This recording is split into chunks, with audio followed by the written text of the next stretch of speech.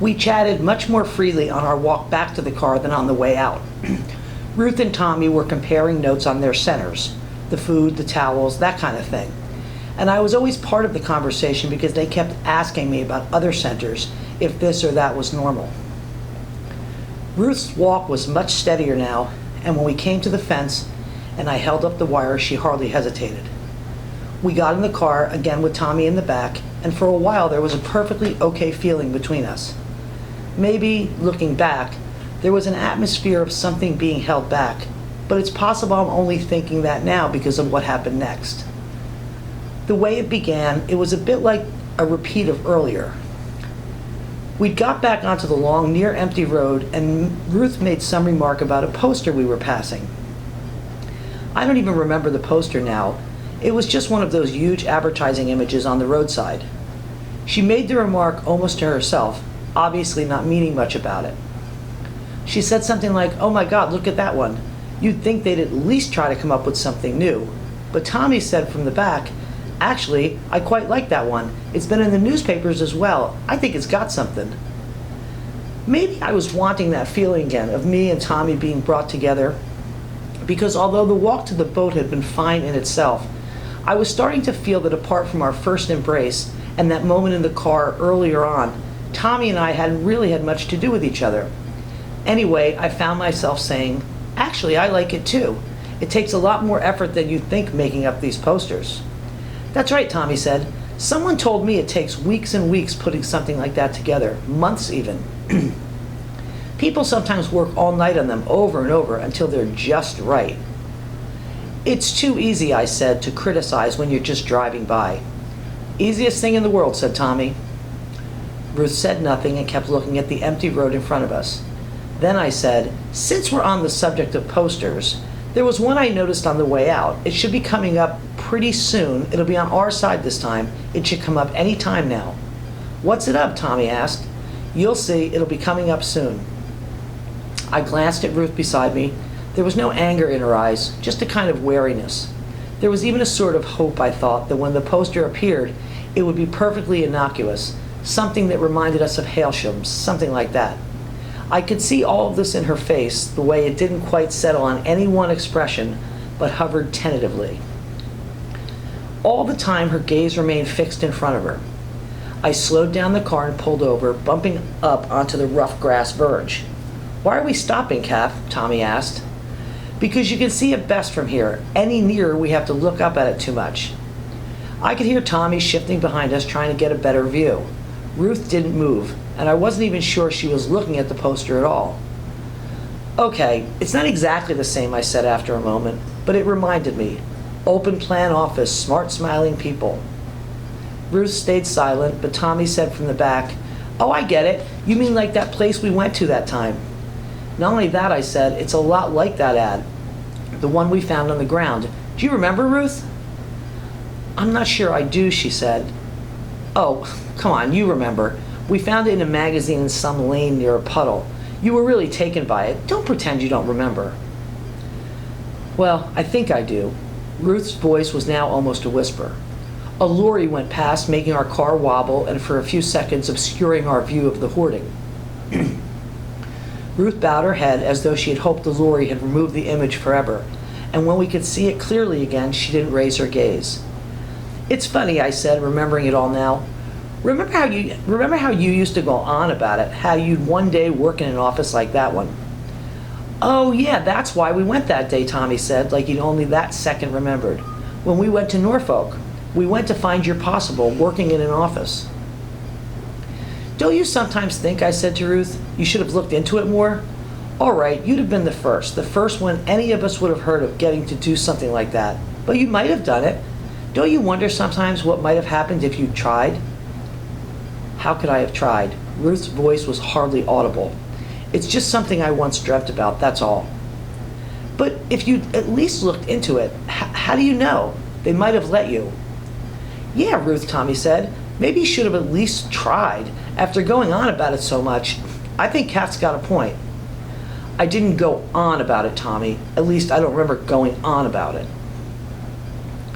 I said, "But Tommy's right. You should have at least tried.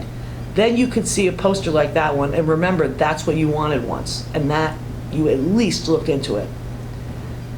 How could I have looked into it? For the first time, Ruth's voice had hardened, but then she let out a sigh and looked down again. Then Tommy said, "You kept talking like you might qualify for special treatment, and for all you know, you might have done. You should have at least asked." "Okay," Ruth said, "you say I should have looked into it. How? Where would I have gone? There wasn't a way to look into it." "Tommy's right, though," I said. "If you believed yourself special, you should have at least asked. You should have gone to Madam and asked." As soon as I said this, as soon as I mentioned Madam, I realized I'd made a mistake. Ruth looked up at me, and I saw something like triumph flash across her face. You see it in the films sometimes, when one person's pointing a gun at another person, and the one with the gun's making the other one do all kinds of things. Then suddenly there's a mistake, a tussle, and the gun's with the second person. And the second person looks at the first person with a gleam, a kind of can't believe my luck expression that promises all kinds of vengeance. Well, that was how suddenly Ruth was looking at me, and though I'd said nothing about deferrals, I'd mentioned Madam, and I knew we'd stumbled into some new territory altogether. Ruth saw my panic and shifted round in her seat to face me. So I was preparing myself for her attack, busy telling myself that no matter what she came at me with, things were different now. She wouldn't get her way like she'd done in the past. I was telling myself all of this, and that's why I wasn't at all ready for what she did come out with. "Kathy," she said, "I don't really expect you to forgive me ever. I can't even see why you should, but I'm going to ask you to all the same." I was so thrown by this, all I could find to say was a rather limp, "Forgive you for what?" "Forgive me for what? Well, for starters, they're the way I always lied to you about your urges. When you used to tell me back then how sometimes it got so you wanted to do it with virtually anyone." Tommy shifted again behind us, but Ruth was leaning forward now, looking straight at me, like for the moment Tommy wasn't up with us in the car at all. "I knew how it worried you," she said. "I should have told you. I should have said how it was the same for me too, just the way you described it. You realize all of this now, I know, but you didn't back then, and I should have said. I should have told you how, even though I was with Tommy, I couldn't resist doing it with other people sometimes. At least 3 others when we were at the cottages." She said this still without looking Tommy's way, but it wasn't so much like she was ignoring him than that she was trying so intensely to get through to me everything else had been blurred out. "I almost did tell you a few times," she said, "but I didn't. Even then, at the time, I realized you'd look back one day and realize and blame me for it. But I still didn't say anything to you. There's no reason you should ever forgive me for that. But I want to ask now because..." She stopped suddenly. "Because what?" I asked. She laughed and said, "Because nothing. I'd like you to forgive me, but I don't expect you to. Anyway, that's not the half of it, not even a small bit of it, actually. The main thing is, I kept you and Tommy apart." Her voice had dropped again, almost to a whisper. "That was the worst thing I did." She turned a little, taking Tommy in her gaze for the first time. Then almost immediately, she was looking just at me again, but now it was like she was talking to the both of us. "That was the worst thing I did," she said. "I'm not even asking you to forgive me about that. God, I've said this in my head so many times, I can't believe I'm really doing it. It should have been you two.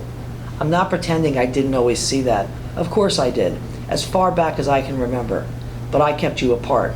I'm not asking you to forgive me for that. That's not what I'm after just now. What I want is for you to put it right. Put right what I messed up." "How do you mean, Ruth?" Tommy asked. "How do you mean, put it right?" His voice was gentle, full of childlike curiosity, and I think that's what started me sobbing.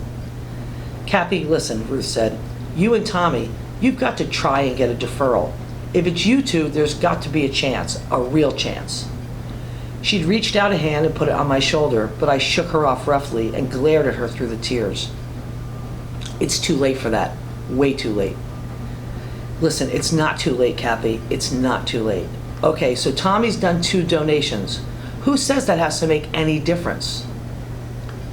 "It's too late for all that now." I started to sob again. "It's stupid even thinking about it. As stupid as wanting to work in that office up there. We're all way beyond that now." Ruth was shaking her head. "It's not too late. Tommy, you tell her." I was leaning on the steering wheel, so couldn't see Tommy at all. He made a kind of puzzled humming sound, but didn't say anything. "Look," Ruth said, "both of you listen.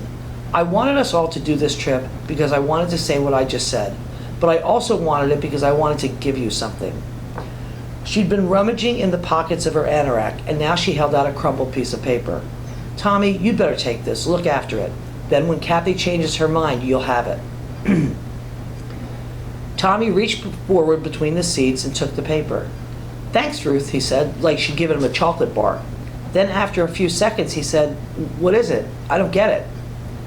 "It's Madame's address. It's like you were saying to me just now. You've at least got to try." "How'd you find this?" Tommy asked. "Well," she said, "it wasn't easy. It took me a long time and I ran a few risks.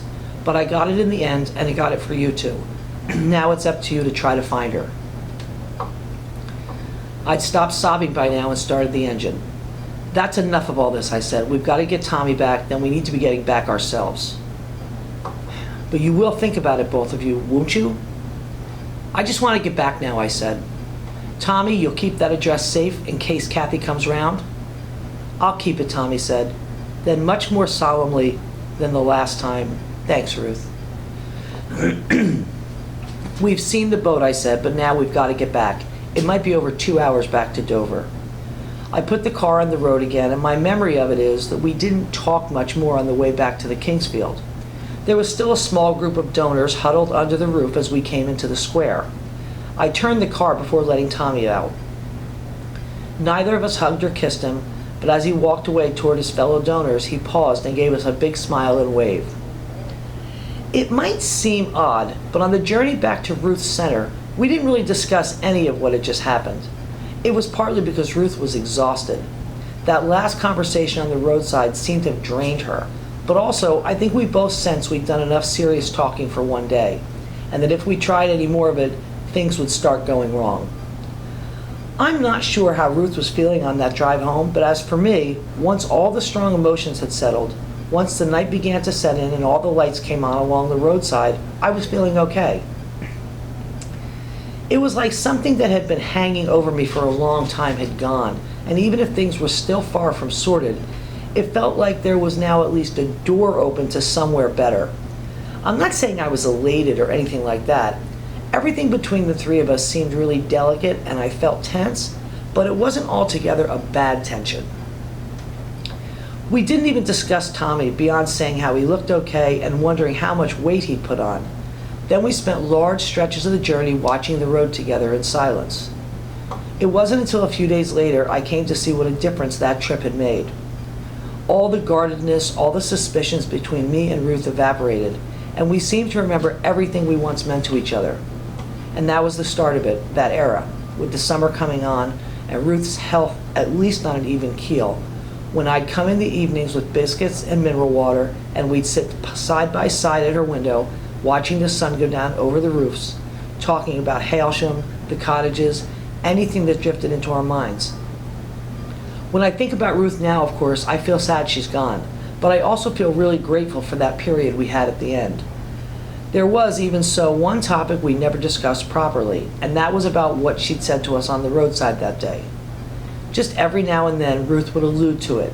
She'd come out with something like, "Have you thought any more about becoming Tommy's carer? You know, you could arrange it if you wanted to." Soon it was this idea of my becoming Tommy's carer that came to stand in for all the rest of it. I'd tell her I was thinking about it, that anyway it wasn't so simple, even for me, to arrange such a thing. Then we'd usually let the topic drop. But I could tell it was never far from Ruth's mind, and that's why the very last time I saw her, even though she wasn't able to speak, I knew what it was she wanted to say to me. That was 3 days after her second donation, when they finally let me in to see her in the small hours of the morning. She was in a room by herself, and it looked like they'd done everything they could for her. It had become obvious to me by then, from the way the doctors, the coordinator, the nurses were behaving, that they didn't think she was going to make it. Now I took one glance at her in that hospital bed under the dull light and recognized the look on her face, which I'd seen on donors often enough before. It was like she was willing her eyes to see right inside herself so she could patrol and marshal all the better and separate areas of pain in her body.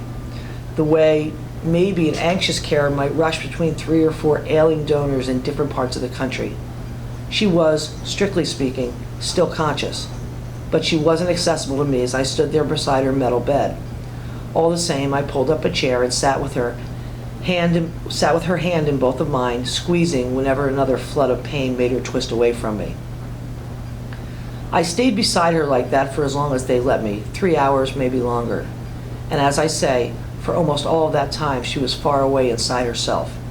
But just once, as she was twisting herself in a way that seemed scarily unnatural, and I was on the verge of calling the nurses for more painkillers, just for a few seconds, no more, she looked straight at me and she knew exactly who I was.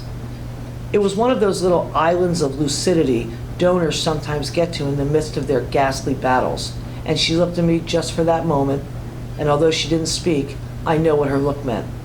So I said to her, "It's okay. I'm going to do it, Ruth. I'm going to become Tommy's carer as soon as I can." I said it under my breath because I didn't think she'd hear the words anyway, even if I shouted them. But my hope was that with our gazes locked as they were for those few seconds, she'd read my expression exactly as I read hers. Then the moment was over and she was away again. Of course, I'll never know for sure, but I think she did understand.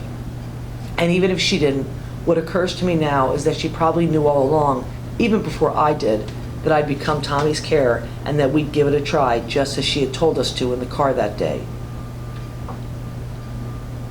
I became Tommy's carer almost a year to the day after that trip to see the boat. It wasn't long after Tommy's 3rd donation, and although he was recovering well, he was still needing a lot of time to rest, and as it turned out, that wasn't a bad way at all for us to start this new phase together. Before long, I was getting used to the Kingsfield, growing to like it even. Most donors at the Kingsfield get their own room after 3rd donation, and Tommy was given one of the largest singles in the center. Some people assumed afterwards I'd fixed it for him, but that wasn't the case. It was just luck, and anyway, it wasn't that great a room. I think it had been a bathroom back in the holiday camp days because the only window had frosted glass and was really high up near the ceiling. You could only look out by standing on a chair and holding open the pane, and then you only got a view down into the dense shrubbery. The room was L-shaped, which meant they could get in as well as the usual bed, chair, and wardrobe, a little school desk with a lift-up lid, an item that proved a real bonus, as I'll explain. I don't want to give the wrong idea about that period at the Kingsfield. A lot of it was really relaxed, almost idyllic. My usual time to arrive was after lunch, and I'd come up to find Tommy stretched out on the narrow bed, always fully clothed because he didn't want to be like a patient. I'd sit in the chair and read to him from various paperbacks I'd bring in, stuff like The Odyssey or 1001 Nights. Otherwise, we'd just talk, sometimes about the old days, sometimes about other things. He'd often doze off in the late afternoon when I'd catch up on my reports over at his school desk. It was amazing, really, the way the years seemed to melt away and we were so easy with each other. Obviously, though, not everything was like before. For a start, Tommy and I finally started having sex. I don't know how much Tommy had thought about us having sex before we started. He was still recovering after all, and maybe it wasn't the first thing on his mind. I wasn't wanting to force it on him, but on the other hand, it had occurred to me if we left it too long, just when we were starting out together again, it would just get harder and harder to make it a natural part of us. And my other thought, I suppose, was that if our plans went along the lines Ruth had wanted, and we did find ourselves going for a deferral, it might prove a real drawback if we'd never had sex. I don't mean I thought this was necessarily something they'd ask us about, but my worry was that it would show somehow in a kind of lack of intimacy. So I decided to start it off one afternoon up in that room in a way he could take or leave. He'd been lying on the bed as usual, staring at the ceiling while I read to him. When I finished, I went over, sat on the edge of the bed, and slid a hand under his t-shirt. Pretty soon I was down around his stuff, and though it took a while for him to get hard, I could tell straight away he was happy about it. That first time we still had stitches to worry about, and anyway, after all the years of knowing each other and not having sex, it was like we needed some intermediary stage before we could get into it in a full-blown way. So after a while, I just did it for him with my hands, and he just lay there, not making any attempt to feel me up in return, not even making any noises, but just looking peaceful. But even that first time, there was something there, a feeling, right there alongside our sense that this was a beginning, a gateway we were passing through. I didn't want to acknowledge it for a long time, and even when I did, I tried to persuade myself it was something that could go away along with his various aches and pains. What I mean is, right from that first time, there was something in Tommy's manner that was tinged with sadness, that seemed to say, yes, we're doing this now, and I'm glad we're doing it now, but what a pity we left it so late. And in the days that followed, when we had proper sex, and we were really happy about it, even then, this same nagging feeling would always be there. I did everything to keep it away. I had us going at it all stops now so that everything would become a delirious blur and there'd be no room for anything else. If he was on top, I'd put my knees right up for him. Whatever other position used, I'd say anything, do anything I thought would make it better, more passionate. But it still never went away. Maybe it was to do with that room, the way the sun came in through the frosted glass so that even in early summer it felt like autumn light. Or maybe it was because the stray sounds that would occasionally reach us as we lay there were of donors milling about, going about their business around the grounds, and not of students sitting in a grassy field arguing about novels and poetry. Or maybe it had to do with how sometimes, even after we'd done it really well and were lying in each other's arms, bits of what we'd just done still drifting through our heads, Tommy would say something like, I used to be able to do it twice in a row easy, but I can't anymore. Then that feeling would come right to the fore, and I'd have to put my hand over his mouth whenever he said things like that, just so we could go on lying there in peace. I'm sure Tommy felt it too, because we'd always hold each other very tight after times like that, as though that way we managed to keep the feeling away. For the first few weeks after I arrived, we hardly brought up Madam or that conversation with Ruth in the car that day. But the very fact of my having become his carer served as a reminder that we weren't there to mark the time. And so too, of course, did Tommy's animal drawings. I'd often wondered about Tommy's animals over the years, and even that day we'd gone to see the boat, I'd been tempted to ask him about them. Was he still drawing? Had he kept the ones from the cottages? But the whole history around them had made it difficult for me to ask. Then one afternoon, maybe about a month after I'd started, I came up to his room and found him at his school desk, carefully going over a drawing, his face nearly touching the paper. He called for me to come in when I knocked, but now he didn't raise his head or stop what he was doing, and just a glance told me he was working on one of his imaginary creatures.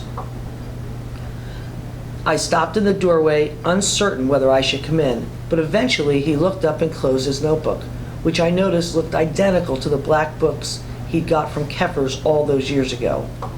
I came in then, and we began talking about something else entirely, and after a while he put away his notebook without us mentioning it. But after that, I'd often come in and see it left on the desk or tossed beside his pillow. Then one day we were up in his room with several minutes to kill before we set off for some checks, and I noticed something odd coming into his manner, something coy and deliberate, which made me think he was after some sex. But then he said, "Kath, I just want you to tell me honestly." Then the black notebook came out of his desk and he showed me 3 separate sketches of a kind of a frog, except with a long tail as though a part of it had stayed a tadpole. At least that's what it looked like when you held it away from you. Close up, each sketch was a mass of minute detail, much like the creatures I'd seen years before. These 2 I did thinking they were made of metal, he said. See, everything's got shiny surfaces. But this one here, I thought I'd try making him rubbery, you see, almost blobby.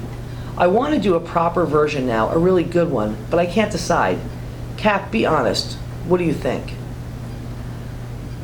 I can't remember what I answered. What I do remember is the strong mix of emotions that engulfed me at that moment. I realized immediately this was Tommy's way of putting behind us everything that had happened around his drawings back at the cottages, and I felt relief, gratitude, sheer delight. But I was aware too why the animals had emerged again, and of all the possible layers behind Tommy's apparently casual query. At the least I could see he was showing me he hadn't forgotten, even though we'd hardly discussed anything openly. He was telling me he wasn't complacent and that he was busy getting on with his part of the preparations.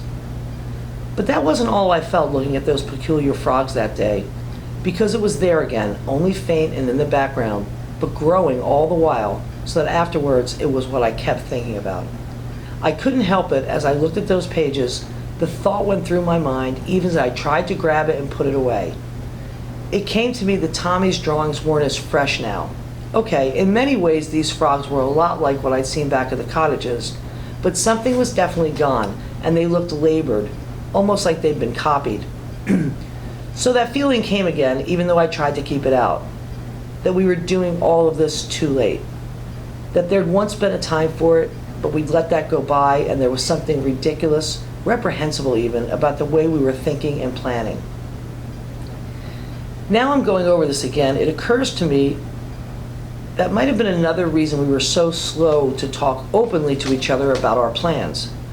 It was certainly the case that none of the other donors at the Kingsfield were ever heard talking about deferrals or anything like that, and we were probably vaguely embarrassed, almost like we shared a shameful secret. We might even been scared of what might happen if word got out to the others. But as I say, I don't want to paint too gloomy a view of that time at the Kingsfield. For a lot of it, especially after that day he asked me about his animals, there seemed to be no more shadows left from the past, and we really settled into each other's company. And though he never asked me again for advice about his pictures, he was happy to work on them in front of me, and we'd often spend our afternoons like that, me on the bed, maybe reading aloud, Tommy at the desk drawing. Perhaps we'd have been happy if things had stayed that way for a lot longer, if we could have whiled away more afternoons chatting, having sex, reading aloud, and drawing. But with the summer drawing to an end, with Tommy getting stronger, and the possibility of notice for his fourth donation growing ever more distinct, we knew we couldn't keep putting things off indefinitely. It had been an unusually busy period for me, and I'd not been to the Kingsfield for almost a week.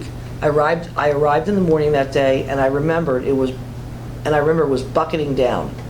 Tommy's room was almost dark, and you could hear a gutter splashing away near his window. He'd been down to the main hall for breakfast with his fellow donors, but had come back up again and was now sitting in his bed, looking vacant, not doing anything. I came in exhausted. I'd not had a proper night's sleep for ages and just collapsed onto his narrow bed, pushing him against the wall. I lay like that for a few moments and might have easily fallen asleep if Tommy hadn't kept prodding my knees with a toe. Then finally I sat up beside him and said, "I saw Madam yesterday, Tommy. I never spoke to her or anything, but I saw her." He looked at me and stayed quiet. I saw her come up the street and go into her house. Ruth got it right.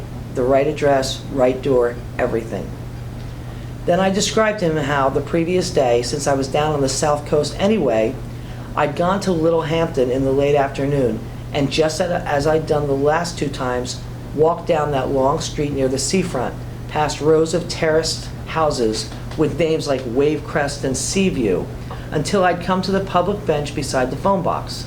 And I sat down and waited, again the way I'd done before, with my eyes fixed on the house over the street.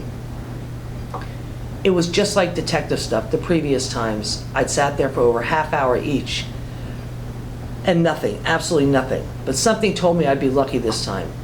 I'd been so tired I nearly nodded off right there on the bench, but then I looked up and she was there, coming down the street toward me. It was really spooky, I said, because she looked exactly the same. Maybe her face was slightly older, but otherwise there was no real difference. Same clothes even, the smart gray suit. It couldn't literally have been the same suit. I don't know, Tommy, it looked like it was. So you didn't try and speak with her?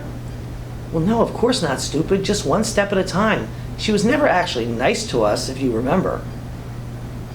I told him how she'd walked right past me on the opposite side, never glancing over to me, how for a second I thought she would also go past the door I'd been watching, that Ruth had got the wrong address.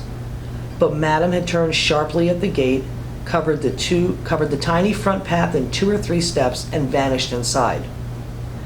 After I'd finished, Tommy stayed quiet for some time. Then he said, "You sure you won't get into trouble? Always driving out to places you're not supposed to be?" "Why do you think I'm so tired, Tommy? I've been working all kinds of hours to get everything in, but at least we found her now." The rain kept splashing outside. Tommy turned onto his side and put his head on my shoulder. "Ruth did well for us," he said softly. "She got it right." "Yes, she did well, but now it's up to us." "So what's the plan, Kath? Have we got one?" We just go there and ask her. Next week, when I take you for the lab tests, I'll get you signed out for the whole day. Then we can go to Littlehampton on the way back." Tommy gave a sigh and put his head deeper into my shoulder. Someone watching might have thought he was being unenthusiastic, but I knew what he was feeling. We'd been thinking about the deferrals, the theory about the gallery, all of it for so long, and now suddenly, here we were. It was definitely a bit scary. "If we get this," he said eventually, "just suppose we do. Suppose she lets us have 3 years, say, just to ourselves. What do we do exactly? See what I mean, Kath? Where do we go? We can't stay here. This is a center." "I don't know, Tommy. Maybe she'll tell us to go back to the cottages, but it'd be better somewhere else. The White Mansion, maybe. Or perhaps they've got some other place, somewhere separate for people like us. We'll just have to see what she says." We lay quietly on the bed for a few more minutes, listening to the rain. At some stage, I began prodding him with a foot the way he'd been doing to me earlier. Eventually, he retaliated and pushed my feet off the bed altogether. "If we're really going," he said, "we'll have to decide about the animals. You know, choose the best ones to take along, maybe 6 or 7. We'll have to do it quite carefully." "Okay," I said. Then I stood up and stretched out my arms. "Maybe we'll take more, 15, 20 even. Yeah, we'll go and see her. What can she do to us? We'll go and talk to her."